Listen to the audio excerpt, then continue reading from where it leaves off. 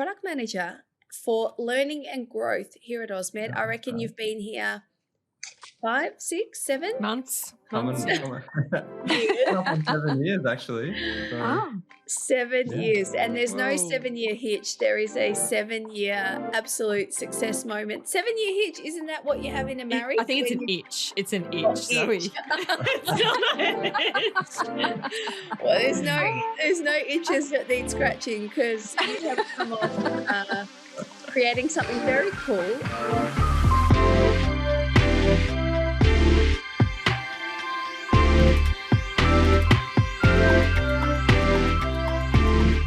Welcome back to the Capability Corner. This is the podcast where we explore what's happening in healthcare, workforce development, and all things capability building. And it is a pleasure to be your host. I'm Zoe Yule, Head of Learning and Capability at Ausmed, and I am joined by the delightful, is that the right adjective?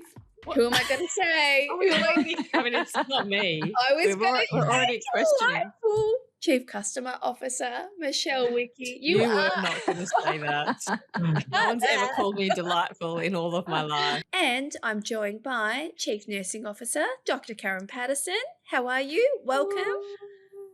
I am very well. Lovely to be here today. We have a special episode today. They're all special, but this is an extra special one. It's a bit of a sequel. Some of our longtime fans and listeners will remember that we did an episode last year where we literally hung out all of the dirty laundry, aired the grievances around mandatory training, and a year back, we're here to, remedy? Address some of those concerns and see what we can do to help. But to do that, I need a very, very special guest to join me today, and that is Ben Quartermaine. BQ, welcome. Thank you. So excited to be here. Mr. KV, I think we should call you. Don't worry about BQ. It's Mr. Knowledge Verification. So tell us about what you do, who you are, and why you're here today. Yeah, well, here for a very special occasion, KV. It's I feel like it's all I've been thinking about and talking about for the last 6 months now. But yeah, I'm in the learning and growth team at Ausmed. We take care of basically the moment someone starts doing learning and trying to build capability to the moment they finish. So that's what the learning and growth team focuses on. Great to have you here, Ben. We've also got Karen. You're back on home soil. I am. What have you been up to? Well, we've had International Midwives Day and International Nurses Day since we've last been here, and so been celebrating with colleagues. I had a lovely invitation to the Central Coast on New South Wales, to the Gosford and Woy Woy Hospital to address the International Nurses Day, which was fantastic. It was a great event, and was able to give a little award to Phil, who was identified as a clinical nurse educator who had a commitment to professional development and supporting his colleagues. So the theme for International Nurses Day was Empowered Nurses Save Lives. And, you know, the foundation of empowerment is knowledge. And so Ausmed is very well placed to be supporting this on a global scale. And some people might have noticed that we also had our free CPD for the day, lining up for our AHPRA registration, of which I still have to do because they've got that silly system where have you done it? I have. Yeah. I've got to remember where I put the app that gives me the log, that gives me the thing. I'm going to hot tip you, Karen, because I got stuck on this, right? And then I Googled it, and someone else made a really great suggestion on Reddit. But when you first did that like authenticator thing, the automation saves your login as your email and doesn't save it as the AHPRA MBA logo or name. Okay. And so for me, I actually had 3 different authenticators. So then I was just like, what is this? And then I kept going through, and finally on the 3rd one, then it pushed me through. But I wouldn't have been able to find it because AHPRA's now I have great confidence. Yeah. That's right. Michelle, that I'm going to need more time to do it. So anyway, that's me. That's Yeah. me. Thanks, Zoe. I know Cynthia, founder of Ausmed, if she was on this podcast and doing a rant, that's what her topic would be as well. Speaking of rants, I love that now we think of Rant and Michelle in the same sentence. We missed one last month. It didn't feel quite the same having you on the Yeah, podcast I'm sure it without a didn't. Wicky's rant. How are you? What have you been doing?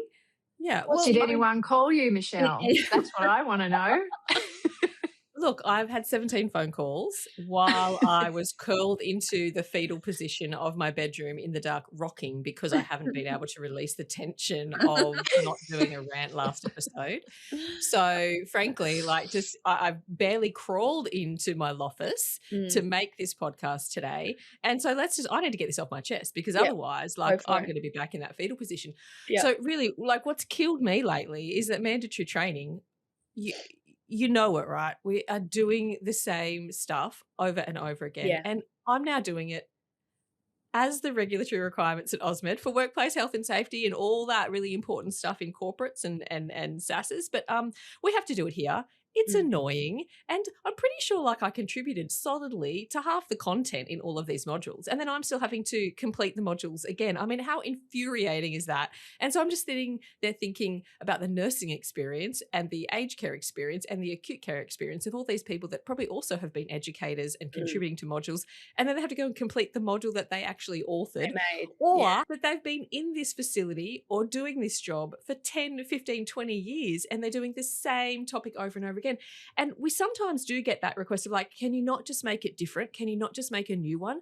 But the fact is that a lot of the content hasn't changed and the regulatory requirement to complete or to refresh the knowledge of that content remains the same. And so how you package that up is really like just whether you're using a red bow or a blue bow on the same kind of gift. We can try and change it. It's a lot of effort to change to a pink bow and it's all still the same stuff anyway because the regulators haven't changed or because the practices haven't changed. So, we can't really change the content. It's just killing me. It's killing me and it must be killing people in the industry. And as we know, Karen says we don't even have research to say mandatory training is good or effective, should I say. Not that it's not good, but effective. But we're all doing it because we all have to do it. We're making it because we have to make it. Yep. We always have to. It has to be done, but there's got to be a smarter way to do it because this is just getting ridiculous and it's a waste of my time. I could be watching Netflix crime documentaries, but instead I'm repeating content. Or out there saving lives. Or out there saving lives. But instead I'm just repeating the same content and answering the same questions that I know the answers to because it is my job every day. Whoa. And rant and I can get out of the corner. I hope you're feeling better, lighter, breathing more freely after that. I feel like you're back, Michelle. That was what we better really than ever. felt like was Better than missing. ever. Yeah, no, look, we hear ya, and there's someone else that has heard that loud and clear. Let's jump into it, Ben. What is KV? Why did we make it? And would this help other people in Michelle's exact situation? Well, yeah, I mean, we started looking at KV probably start of 2024 it was when we had the idea came across our desk and what we were hearing was just this frustration, like exactly, Wicky, what you're saying, this frustration with doing it. But it was coming from OMs, like org managers, but then also from the staff, like really just frustrated. So yeah, that led us to, if I was to sum it up in a line, like a pre-assessment that verifies existing knowledge. It's really, really a strong, just pithy statement, I think, which sums it up. It's not anything we haven't heard of before, but we haven't had it in mandatory training before. What does it allow someone to do if they've got mandatory training and now they've got KV? What's different? What's changed? What happens? Yeah, so really it is, we've still got obviously the mandatory training, but what this does is before we push someone through doing the mandatory training, we give them this short pre-assessment. And so this covers the full module across all the learning outcomes and asks them a series of questions and then grades the responses. And from that, we can figure out, does this person actually need to go through and do the training? Do they have knowledge gaps? That's amazing. So essentially, if someone is able to demonstrate that they've got the required knowledge around a particular topic, as evidenced by the responses they complete to the questions, they don't actually need to go on and complete that mandatory training module. Is that what you're saying? Yeah, well, exactly right. They've demonstrated they know the knowledge. Yeah. Incredible. I mean, who thought of this genius idea, Ben? It's done in a very rigorous and robust way, young Michelle. Oh, here comes Mrs. Governance. Yeah. So it's very important that the questions are assigned to the learning outcomes. Each of the learning outcomes for the mandatory training, there are questions that are definitely assigned to that, and it's a closed rubric that has been assessed and monitored that enables people to answer those questions with confidence that it is a verification of existing knowledge. I mean, the thought that goes into this stuff. Nice. It's a lot of thinking, isn't it? You can't just create these overnight. Like I think the thing that we've been really proud of, Karen and I have had a lot to do with this, working closely with you, Ben, was just how much thinking goes into what we build at Ausmed, and with that thinking really enables us to create something that absolutely meets the customer's needs, meets the organization's needs, and has really good, sound educational principles and governance within it. And when we started to pick apart this concept of knowledge verification, you just had to keep going layer after layer after layer, testing and assessing. And you know, tiny little nuances that you might think it's one click on one button, one click on the learning management system, that actually had, you know, hours and hours of kind of discussions and work beneath them. What are the benefits? Tell us. This is your elevator pitch. Yeah. Yes. Whoa. Have you prepared an elevator pitch, Ben? Like, are we catching you off guard here? Well, my pithy one-liner, that was the elevator pitch. So, I'm all out. No, but can I just talk to the sort of process that we went through for this? Absolutely. Yeah. You're our special guest. You lead the way. Special guest. More from Ben. Let me just take the floor for a second. No, like, because we did start in 2024 and picked it up, and there was already a ton of customers that were sort of beating down our door for something a bit more like able to track comprehension. And then what we were seeing as well was the strength and aged care standards. You know, they were still in draft then, but it was becoming very, very clear that ticker box mandatory training, have you completed it, have you not completed it, was not going to be enough anymore. And, you know, probably never should have been enough, but yeah, it became very clear that we need a way to measure comprehension. And so, yeah, we started having these conversations really early 2024, all through 2024. And it wasn't until the start of 2025 when we took pen to paper and started to design the solution. And so we built this sort of year of intuition, talking to 100 plus customers. It's definitely evolved from the first idea to where it got to. And a lot of that's been, there was heaps of ideas, and we've just slowly crafted and pulled away things that didn't make sense, things that went against our sort of our governance model or didn't have the right content integrity. So yeah, love it. Yeah, love a long You've time done coming. A phenomenal amount of work. So we've started the conversation around knowledge verification. We've heard Ben's elevator pitch. We're going to now go back, rewind 12 months to the podcast that it's like we knew, isn't it? It's like we knew we would be sitting here talking about it again. Let's go back and revisit. How is it aged? Where are we sitting now? And in the context of knowledge verification, is there something different? Is there something that that we can actually say hand on heart, it's a little bit different now when you're doing mandatory training with Ausmed? All right, clip one, here we go. It's like, I want to say fundamental, but it's just like the groundwork. Like, it's like you have to pull your underpants on every day. Like, that's just what you do. If you don't do it, it'll be a problem. Absolutely. That's actually how I feel. If you don't do it, it will be a problem. We are not at a point with regulations where we can stop wearing our mandatory training. For those people that do wear underwear, it's a bit like underwear. Just put it on, got to do it first, and then you can accentuate. That's what I think of when I think mandatory training. Underpants. The amount of times that I have referred to that quote this year, or past year, mandatory training is like putting on your underpants. You just got to do it. Creative mindset. The, like, all right, mandatory incredible. training is underpants. What's KV? What's the knowledge reputation? Where does it sit? What's your... Okay. Oh, hang on. Can we pause on that one? I really need to think about this. If mandatory training is underpants, what is KB? If mandatory training is underpants. Let's say it's a G-string. It's like a tighter version, fits and short, like it's more, I don't know how to explain it, but that's what came to mind. I'm thinking granny undies and then a G-string. I hate my God, I love it. I think we should use the word thong. I'm thinking, actually, if you're into Downton Abbey, it's actually a valet. So KV is the valet because they hold the underpants for you and you just step in and then they slide them up. You don't have to get them out of the drawer, bring them to you, put your legs on. You do it every day. You know how to do it. Why do you have to do it? I think KV might be the valet in Downton Abbey who's helping you with your underpants. Or your lady's maid, right? If obviously, you know, we're binary genders here because we're in Downton Abbey. But so if you're a man, it's your valet. And if you're a woman, it's your lady's maid.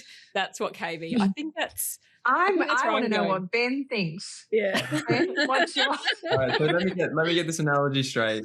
The underwear, if we don't put it on, there's going to be problems. So we've got to put it on, but everyone hates putting it on. It's the essential element of foundational management. Yeah. Okay. And it. And if you don't have it, I think that, you know, if you had a little rip in your pants, then the regulators are at you because you can show your bum, which is why I don't love the G-string idea because your bum will still show. So, yes, the concept, Ben, is like the undies. I don't want to disrespect people that don't wear underwear, but just the concept is they're a foundational element of your for stability of and function. So back to you, Ben. What's KB? What's KB? If mandatory so how does KV fit into this metaphor? It's almost like, you have some like spare undies ready to go. I don't know, like a way you've got two pairs of underwears to put on. Nah, you've simplified the underwear wearing. You've made it faster and more efficient. But it's not smaller, you know, it's not a smaller, less integral way to do it. It's more, they're still on. Yeah, they're still on. That's why I think it's a support to put. I like that bit, Michelle, that it helps you. You got to do it, but it helps you do it quicker and easier. If someone's helping you put your underpants on each day, it is quicker and easier, right? I have 2 children. If I want to get out of the house on time, I can either enable my child, lay the clothes out and get him at 6.5 years of age to get dressed by himself, but it's going to take 15 minutes. But 15 if I days. sit there and say, all right, undies, socks, pants, shirt, guess how long it's going to take? 3 seconds. But not bum. 2 seconds and we are out the door. All right, love it. Let's go clip 2.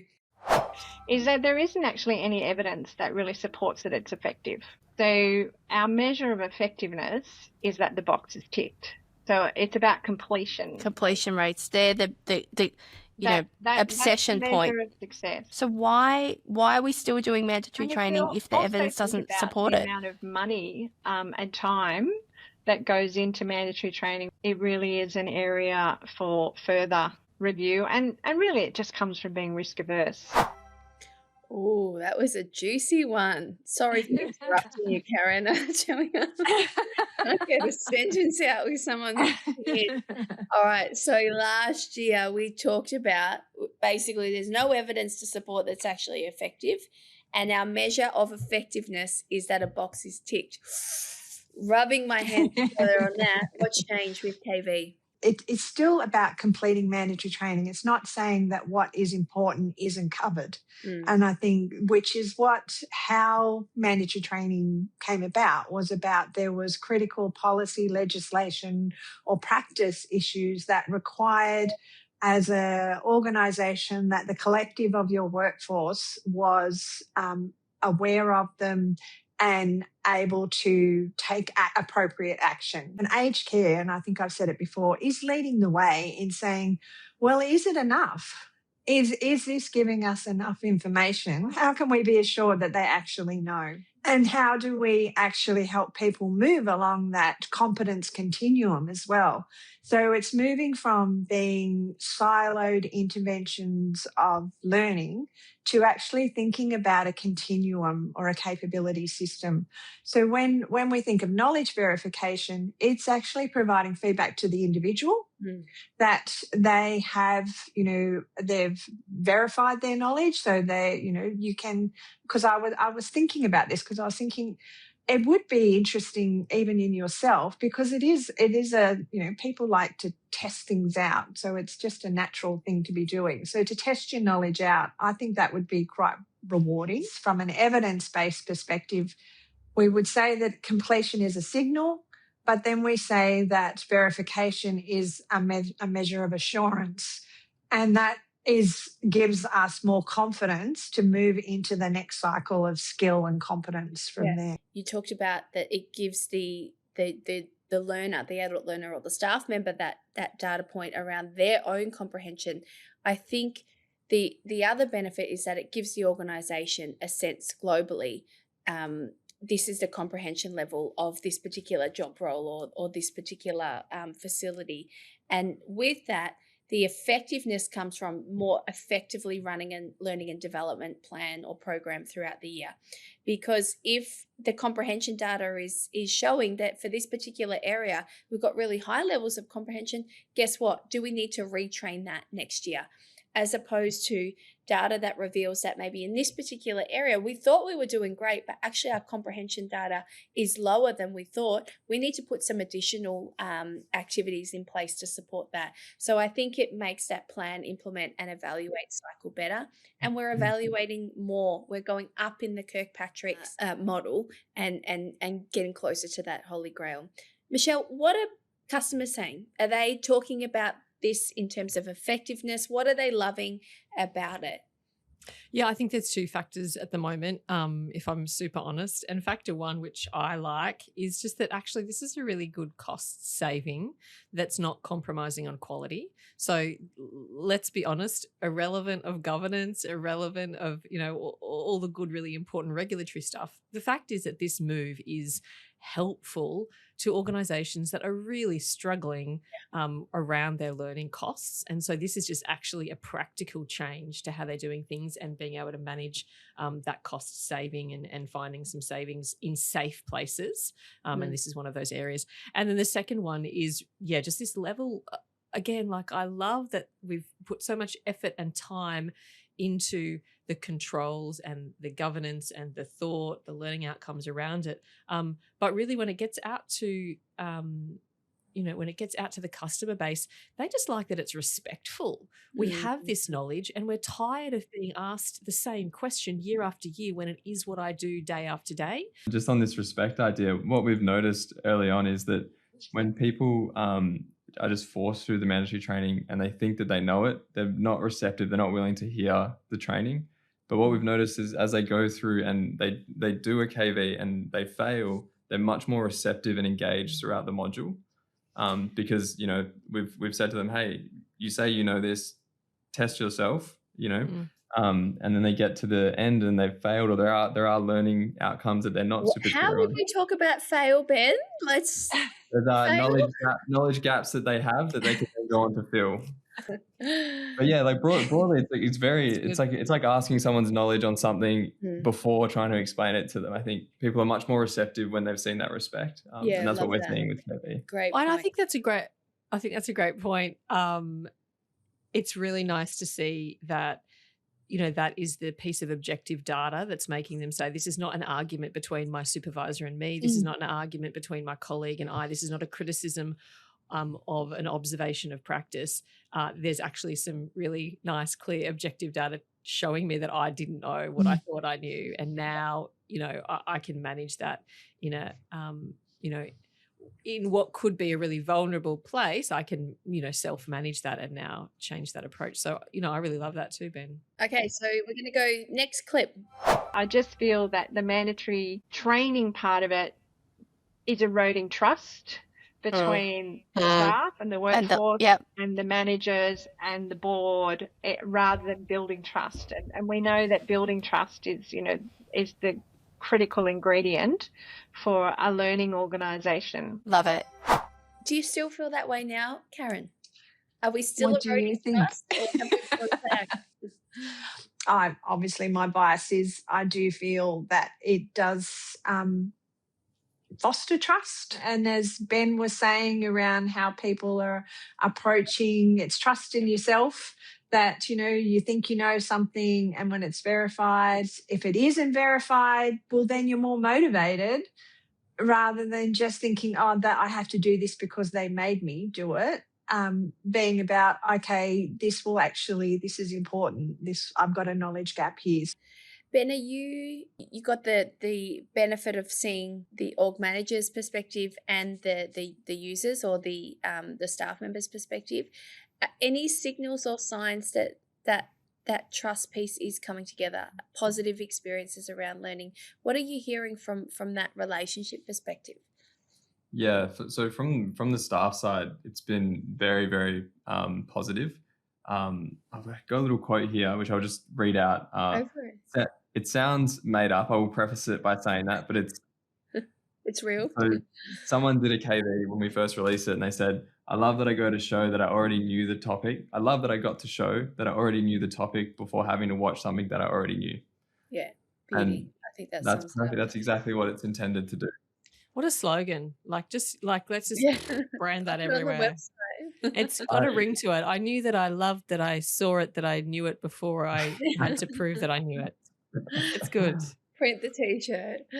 On the manager side, what we've noticed is they now have this sort of rich data set of workforce insight. So as they go to plan their in-services, they can look at the dashboard and say, all right, well, we saw for this particular module, people weren't very strong on this learning outcome. So we're going to do something around that. Or, like mandatory training modules that all have a similar theme, they can base training around that. So love it. I think that's fantastic. And that's exactly, I guess, what we hoped and intended would happen, that staff members would feel respected, that it would really acknowledge that they are adult learners. Many have done this again and again and again, and give that opportunity, but then also make that whole L&D cycle where we are trying to use education and training wisely. We are trying to pinpoint it to an actual need and target that training so it is used effectively. And if this data can help do that, then hats off. Great job, everyone. All right, last clip, we're going to come back to something that I spoke about around audits. Let's not audit on completion. Let's audit on capability. Let's audit on outcomes. So that is what we are trying to enact that change at now, here, grassroots level. When you go to work, try and take this approach and do things a bit differently, but also right through to at the regulatory level, how do we change the way the system is audited to then look at what matters? Goodness me, that was a really meaty one that we're going to tap into now, because I feel like it's opening the can of worms. In all honesty, in total transparency, we don't know how this is going to be received in an audit situation. We spent a lot of time understanding how you would position this in an audit, and there's one thing that is undoubtedly true, and that is that KV is part of your system. Did you want to talk to this, Karen? That it's not how you do L&D, KV. It is one part of the system, and I know you're really strong on that, aren't you? This is an opportunity, because I do believe that mandatory training sat sometimes to the side, like more of a corporate thing than something that was about the building of clinical competence. So having that knowledge verification provides the assurance about the knowledge, which then enables us to really think about that application in practice, and thinking about the training system and how we move from and building capability from knowledge, skills, competence to that professional practice. It's a bit of a mindset shift.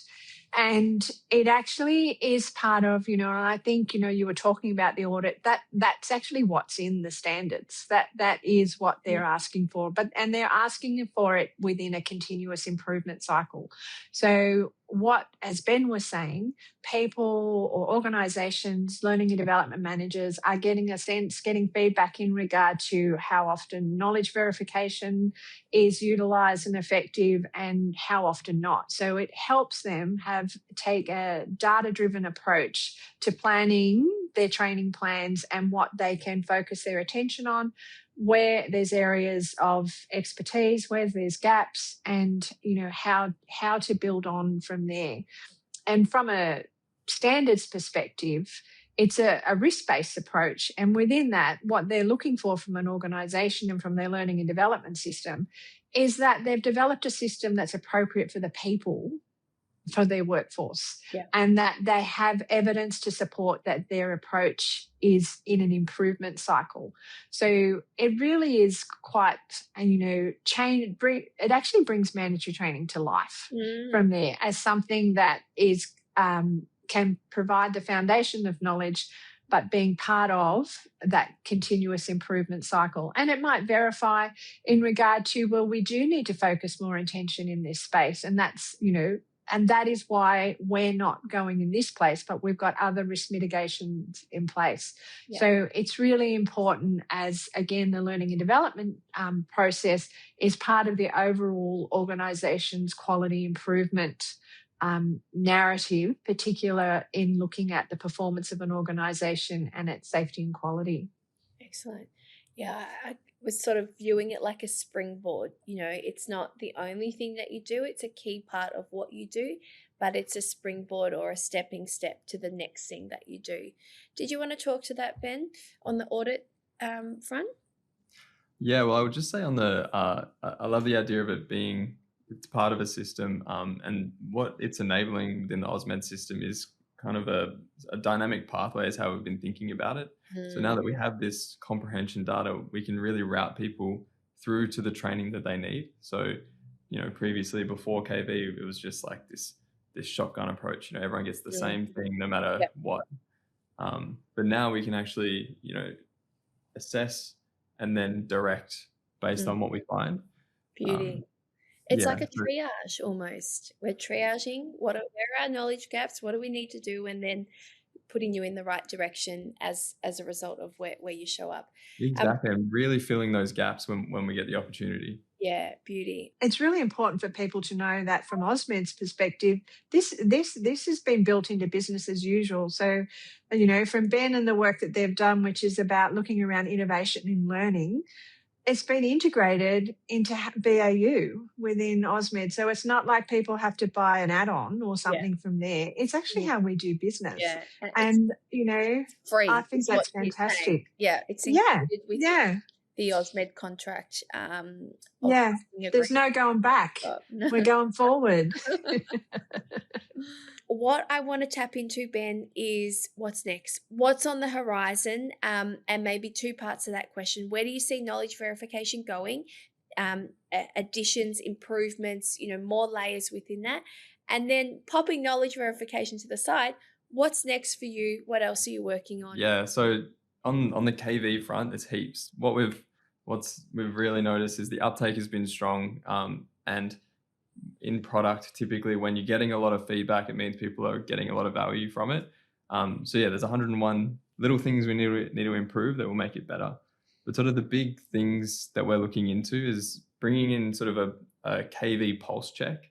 So at the moment, it's tied to your mandatory training, like your annual mandatory training plan schedules.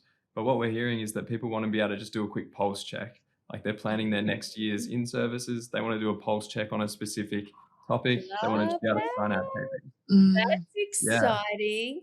That is really talking to that, improving the effectiveness of the L&D cycle. If we plan, 100%. Implement and evaluate, the evaluation of staff knowledge has to feed into the planning, and then the implementation of it is more effective because we've got that data-driven approach to the planning. That sounds exciting.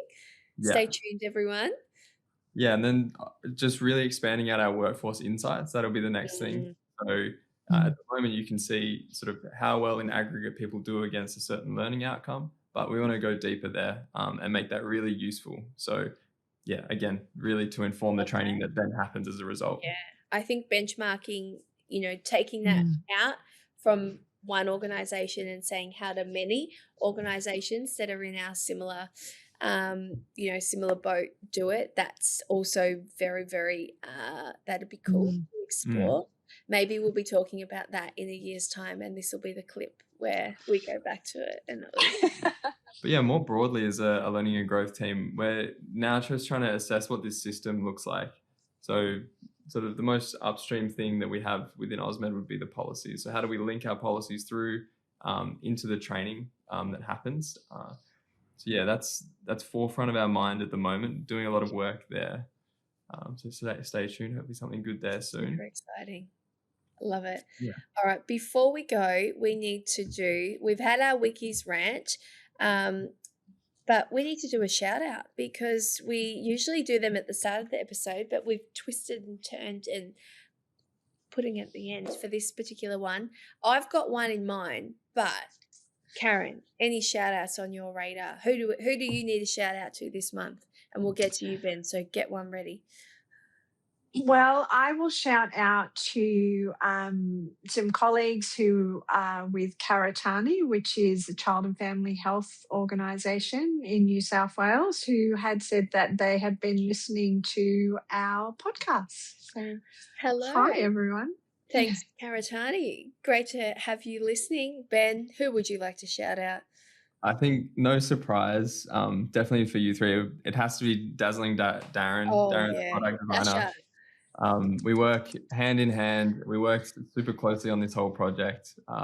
So yeah, can't, it's almost, we both should be here, talking about it. So yeah, of course it's Darren. You come as a package. It's the Ben and Daz show. Absolutely second that. Shout out to you, Daz, for your incredible work. The awesome duo of Ben and Daz, product manager and product designer, doing amazing things. I'm going to shout out, drum roll, it really is long overdue. This particular person has had to follow up with me personally about a lack of shout out. So I'm really juicing this one out, and it is to the self-proclaimed most fun accountant you could ever meet, and that is Alex in our finance team, who is more than just in our finance team. He is doing amazing things at the moment. Shout out to you, Alex. You are incredible. We love you. We think you're fantastic. You're a very fun person to go out and do karaoke with after an Ausmed staff event.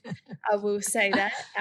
But in all seriousness, the work that you're producing and some of the modelling that you're doing around our growth targets is just, brilliant. So shout out, Alex. Hope you enjoyed that one. He's probably going to now rewind this and just play it again.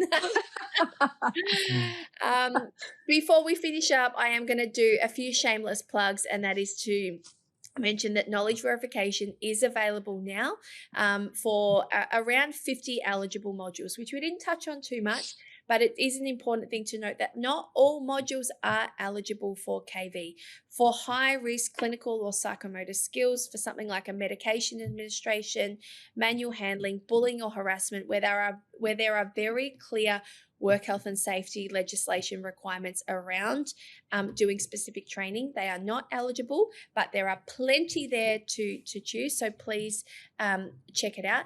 We've also got a really cool tool that our team have built, the KV savings calculator. So we'll pop the link in the description. And essentially what you can do is do some of that modeling that Alex does, but most relevant to your organization. So you can look at, based on your staff numbers, how many KV modules you would assign, the sort of expected pass rate. You can see from a dollars perspective how much KV can contribute to your organization and save. Make sure you check out a webinar that Ben and I did again, shameless plug. I think we did great. I think we explained it really well. Ben did an awesome demo. We did drill into some of those educational and governance requirements. Wasn't there like 300 people who joined it? Yeah. Like it was enormous. It's fantastic. Lots of good questions. Yeah. I've listened to the webinar. I would encourage people. I thought it was great, guys. Thank you. Yeah, we can pull a crowd, all right, Ben and I. Yeah, that works. But if you have a burning question, a topic you want us to tackle, a new product feature, if you've got your crystal ball and you're thinking, what does Ausmed need to be doing in 12 months' time, please email us at podcast@ausmed.com.au. Follow us on LinkedIn for more insights and updates, and make sure you subscribe to the Ausmed Toolbox for articles and helpful resources.